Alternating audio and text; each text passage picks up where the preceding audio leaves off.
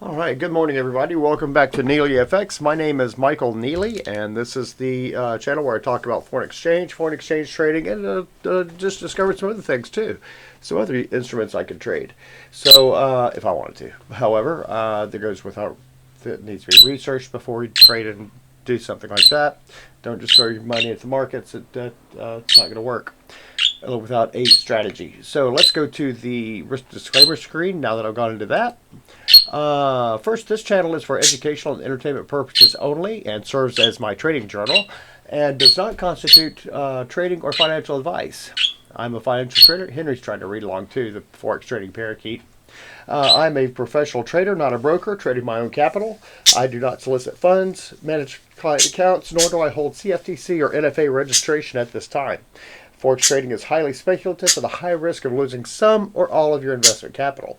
Only trade the funds you can comfortably afford to lose. Okay, and also, this is the CFTC risk disclosure. Forex trading carries a high degree of risk and may not be suitable for all investors. The high degree of leverage can work against you as well as for you. Before trading Forex, carefully consider your objectives, experience, and risk appetite. You could lose some or all of your investment capital. Now, we said that those are required government ideas, not necessarily my beliefs on the market, because if this deck was 100% stacked against you, you could never make any money and it would be pointless to do that. So that is not the case. Where let's let's not get into that. Let's see. What do we go after this? Now let's go into here. Henry's been trying to take my glasses from me, so I'm wearing my super yuppie glasses. Okay, let's start off with what happened with the Aussie against the dollar, since that's where we left off yesterday. It seems to have just kind of following this trend line right here. They're trying to keep up with it. So I'm not quite sure what the direction is on that. It's starting to look a little bit on the bullish side, so we could have some dollar resistance coming up this next week. After this, let's go to the euro versus the dollar. And the euro versus the dollar, it has pretty much flatlined right at about the 116 and a half range, 116 and a half to 180, right in there. That is too tight of a range to trade, so probably would not get into that for a long-term trade. The dollar versus the yen. Let's get into this. We have nothing. The dollar versus the yen is one of the most boring things in the world right now. As you can see right here, it started to take a big descent after the Friday jobs report that cost the BLS head her job. So not sure what's going to happen with that, or whether or not anyone else is going to apply for that job right now. We'll see. Might be. I have not trusted government statistics for quite some time regarding labor statistics and the like. After that, let's go to the British pound versus the yen, the dragon. And it is all over the place. Look at this range. Starts at 195, goes all the way to 198.72. That is what we call a 370 pip range. That is where we should have made some money this week, but we didn't, because we didn't trade this. Because I wasn't looking at this. I would have loved to have gone back and caught that doji right there, caught that doji, then this confirmation bar right here, or come in. It's a 100 pip move in 4 hours. So this is really what I'm going to be focusing on in the future as far as making money goes. The dollar versus the yen. That's where your biggest volatility is going to be, even in the summer. But that would have been a huge win right there, 300 pip win. We will not talk about that because that creates the illusion of FOMO, fear of missing out, and also creates a bunch of other nasty emotions that we don't want to talk about, because that's not what we're going to do. It's really easy to get caught up in the emotional traps, especially when money's involved. So here we have the pound versus the dollar.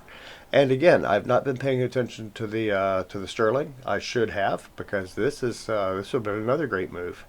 113 to, that's 200 pip move right there. Well, 150. So that's another would have been another nice move to get into. And we had all sorts of signals in here saying it's going to happen. Either that, or hindsight being 2020, that was put in there later. But the super trends indicator would have said, hey, there's a trade, come trade me. So that would have been another good one. Let's see, I'll move this one up here. And dollar CAD. Dollar CAD. Equally boring. Nothing going on here. I mean, you can get into it and range trade it on a smaller time frame, but that's not really a strategy I want to get into, since I'm not in the office 24/7, and nor do I want to be stuck in front of a computer for 24/7. I did that as a web developer, and it was not what I call financial freedom, which is what the ultimate goal is to gain enough money that we don't have to go get a job, which I have now, which is a day job, which I'll be going at Saturday, and I'll be going to my day job shortly, and then tomorrow I'll have the day off. And we'll redraw our lines and stuff like that. So let's see. I just discovered this today. This is one of my challenge trading accounts. This is in DX Trade, and this one is with Audacity Capital. Yeah, Audacity Capital out of London. And look at all these new cool things I could trade. I could trade the Tech 100. I could trade the Dow Jones 30. Trade the German 30, the DAX, I think it's called, the S&P 500. You can trade all sorts of stuff, and even gold. Oh yeah, let's talk about gold. Forgot about gold for a second. Let's go ahead and bring this one down here so I can find it quickly in the future.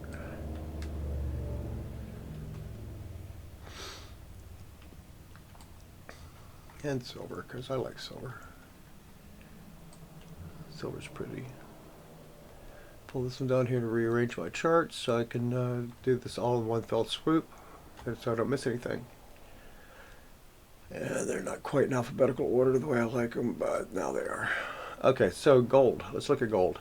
Gold's been in the headlines lately because it's been pushing against $3,400 an ounce. That's a lot. When I was in the jewelry business in the early 90s, gold was trading around $250 an ounce. To give you an idea of the amount of, if you'd put $50 in gold in 1992, it would be substantially higher now. I'm not going to do the math on that.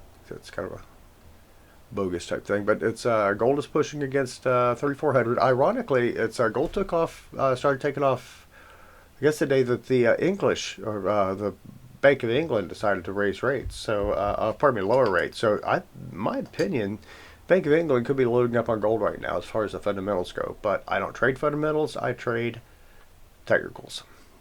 And here we have silver. Silver. Gold chart looks a lot like the silver chart. How about that? So the metals are kind of trading in tandem. They don't 100% trade in tandem. So we got a 38.35 with an all-time high up here at 39.90, I think, 35.5. Well, it's not an all-time high. An all-time high is like $50. That was done in '79, I think, or it could have been over COVID. One of those two things. So we got a lot of things going on with those two. And I'm going to come up here and let's look at some bond yields. So we have the bond yields got slammed the day of the whatchamacallit, the NFP job report that was may or may not have been bogus, but have the 22 wrote off 250,000 jobs that they said technically were not created or whatever. It's interesting how it works, but the so it became oversold here, as indicated by this red mark, and then bond yields are starting to creep back up again. So it got down to 33.68.